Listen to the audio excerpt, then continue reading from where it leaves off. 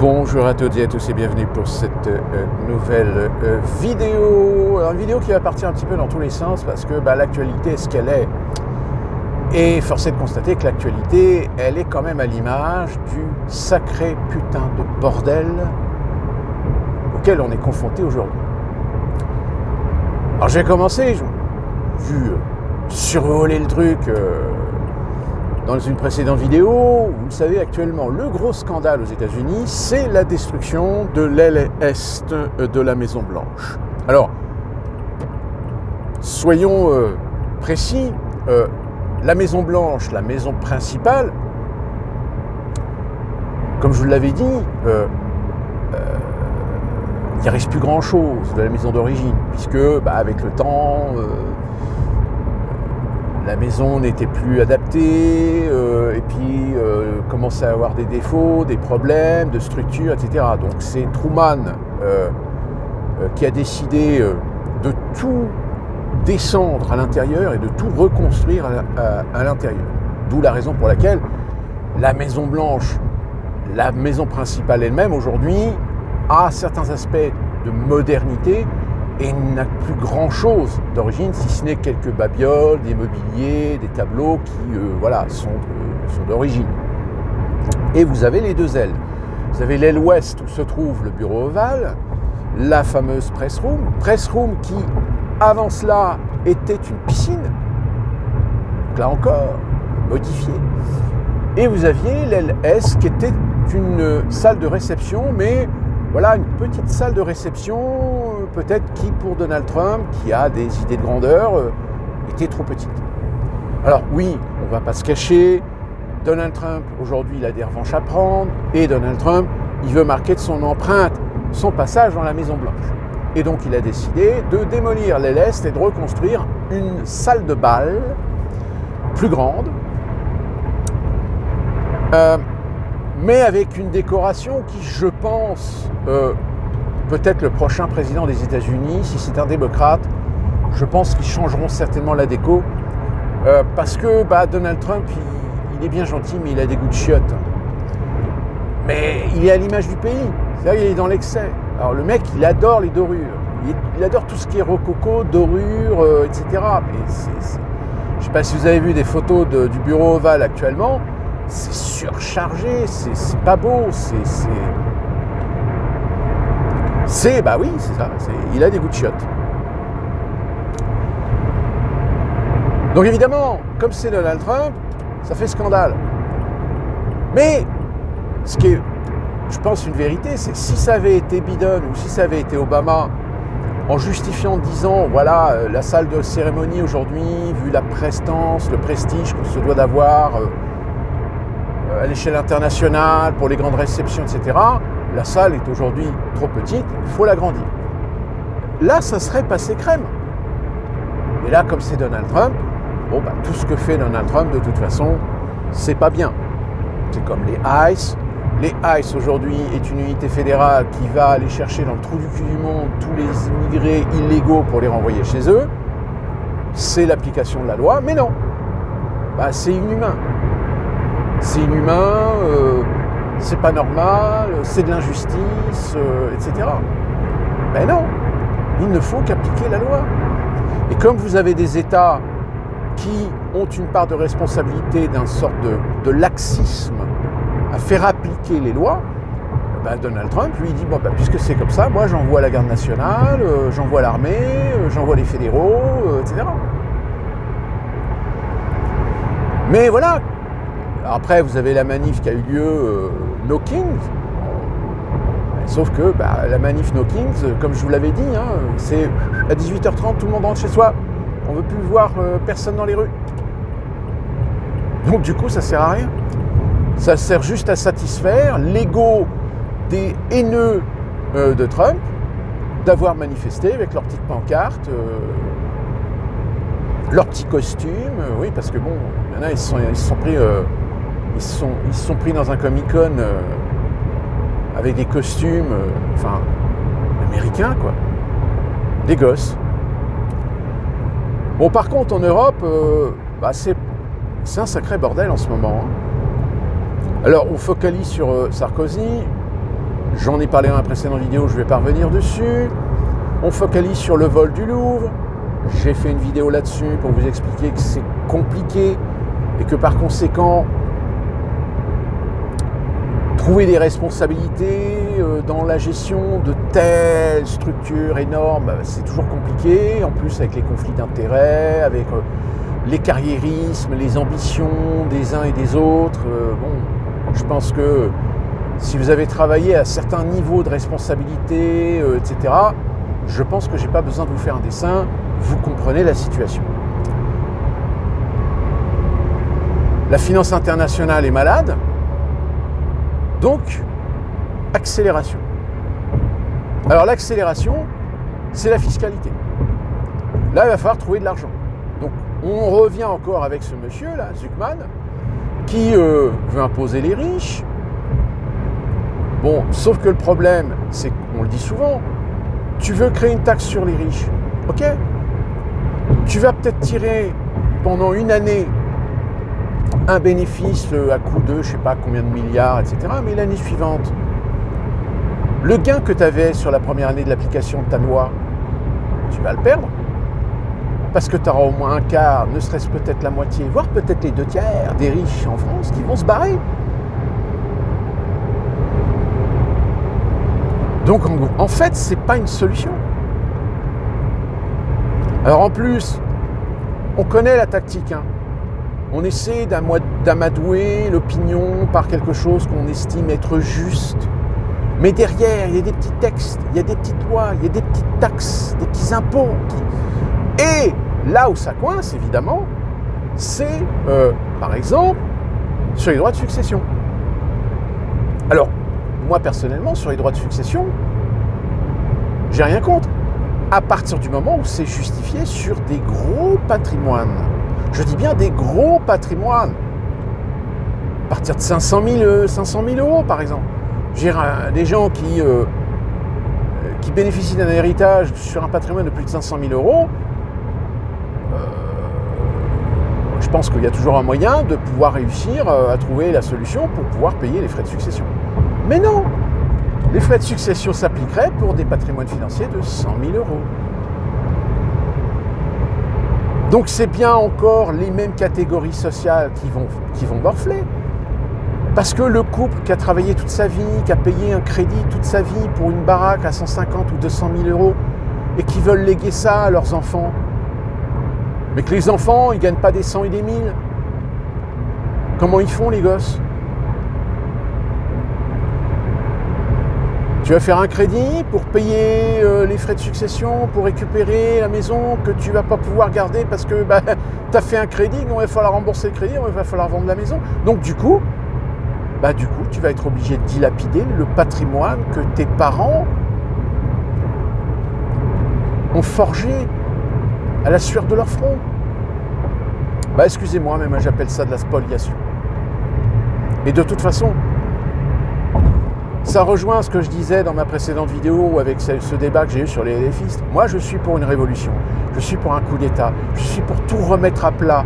Pourquoi ? Parce que tout remettre à plat, ça veut dire on tue tous les avantages acquis de tout ce système public, de toute la fonction publique, de tout cet argent, de toutes ces subventions qui vont dans la poche de gens dont on ne réclame même pas des justificatifs, on ne réclame même pas de la rentabilité, on ne réclame même pas de la productivité, on ne me réclame même pas de justifier leur salaire, de justifier les primes. Vous comprenez qu'il y a des gens qui vont manifester parce qu'ils n'ont pas envie de perdre ça, ils n'ont pas envie de perdre leur avantage d'avoir de l'argent gratuit.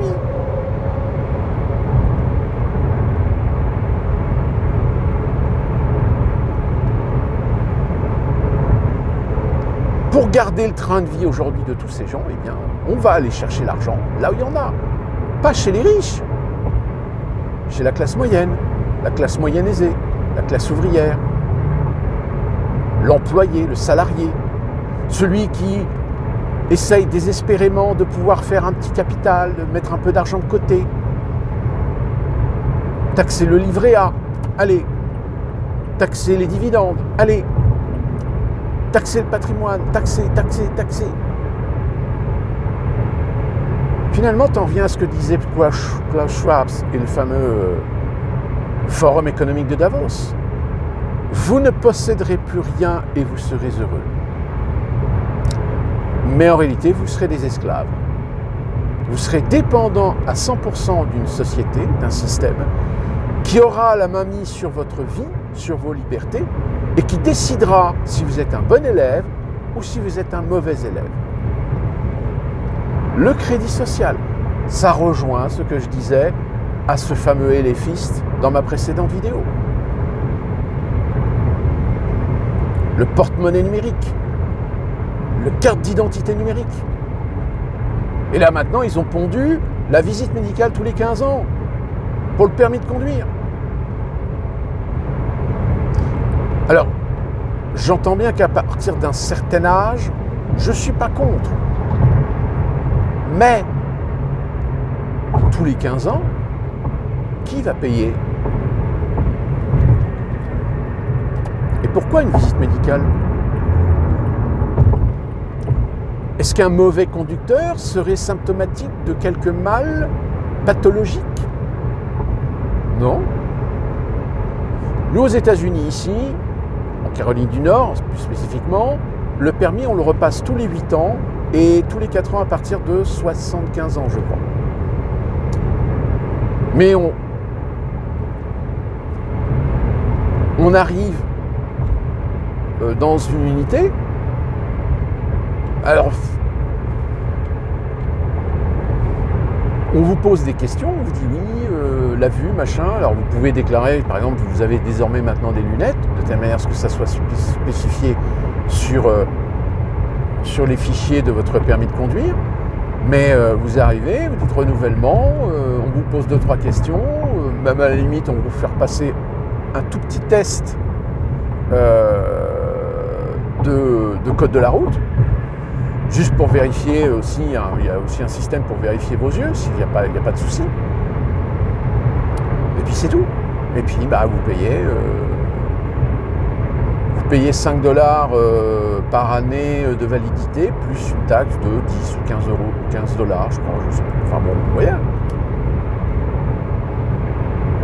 Et par contre, en revanche, oui, à partir de...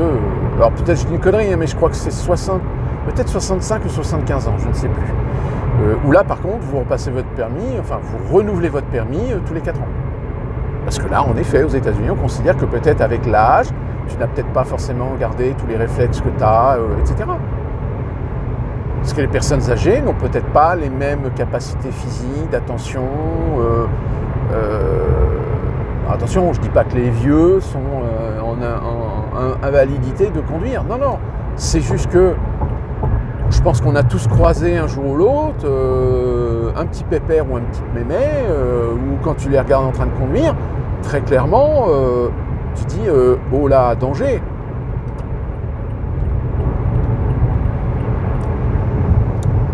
Mais bon, pour revenir à ce que je vous disais, c'est de la mise de contrôle, c'est de l'uniformisation, c'est de la normalisation à l'échelle européenne.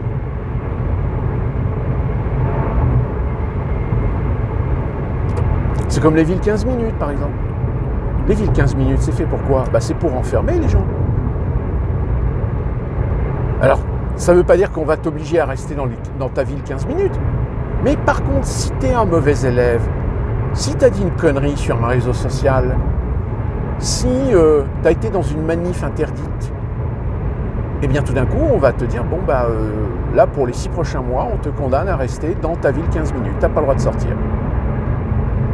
Ta ville 15 minutes, tu as tout ce qu'il te faut pour pouvoir consommer, acheter à bouffer. Par contre, tu restes chez toi, tes loisirs, ta console, ton Netflix, etc. Mais attention, hein, si tu continues tes conneries, on te coupera Internet.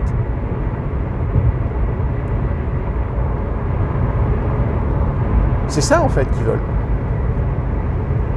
Et bien sûr, ça sera un système de classe, de caste. Parce que je rappelle, vous savez que 2035, l'Union européenne veut que tous les pays de l'Union européenne arrêtent de vendre des véhicules à essence. Et donc passe sur des véhicules électriques. À une exception. Tous les constructeurs qui vendent moins de,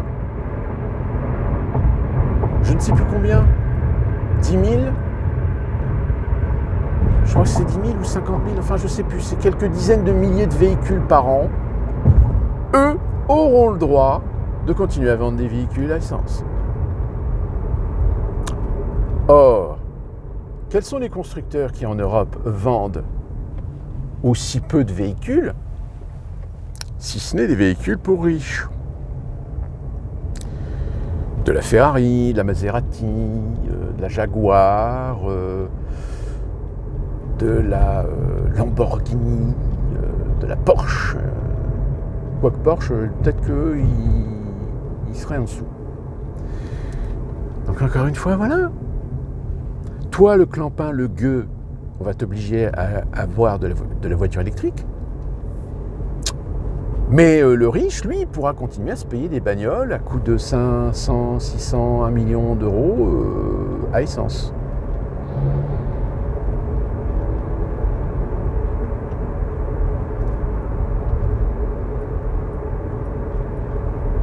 Dites-vous bien qu'actuellement, les médias ont un rôle, c'est de vous conditionner à ne regarder que ce que l'on veut que vous regardiez, pas le reste. Parce que si vous regardez le reste, à un moment donné, vous allez forcément vous poser la bonne question. Est-ce que quelque part, on ne se fout pas de notre gueule? Est-ce que quelque part, on est en train de voir la fin de la démocratie, la fin des libertés fondamentales? Bah, c'est pas faux. C'est pas faux parce que aujourd'hui, dans l'élite ne supporte pas de voir le peuple pouvoir avoir le fin mot de l'histoire par un bulletin de vote. L'élite ne supporte pas d'avoir des garde-fous dont le peuple pourrait se saisir, contre elle, justement. L'élite, depuis 40 ans, est en train, tout simplement, de prendre le contrôle.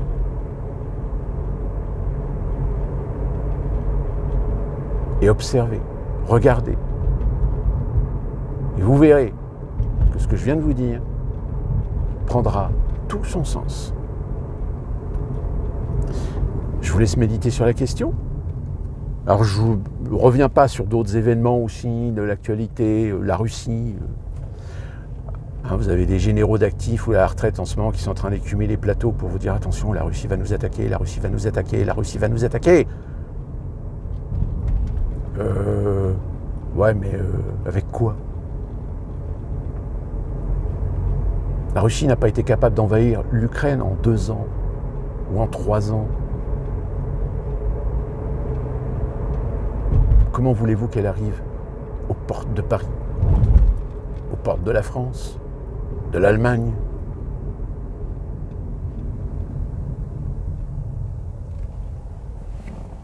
Ça n'a pas de sens. Bon, par contre, Trump qui a retourné sa veste, parce qu'il en a marre que Poutine ne lâche rien. Les sanctions américaines ont dissuadé des compagnies pétrolières chinoises et indiennes de rompre leurs accords avec la Russie. Là, peut-être que ça va commencer un petit peu à piquer. Mais on en reparle, on verra ce que ça donne. D'ici là, portez-vous bien, soyez prudents et surtout déprimez pas trop. Ce que je vous rappelle, vous autres les Européens, de toute façon, vous allez payer notre art de vivre ici aux États-Unis, c'est-à-dire un art de surconsommation. Et pendant que vous, les Européens, on va vous serrer la ceinture. C'est ce qui est prévu. C'est ce qui est déjà en train de se produire. Vous opinez mieux.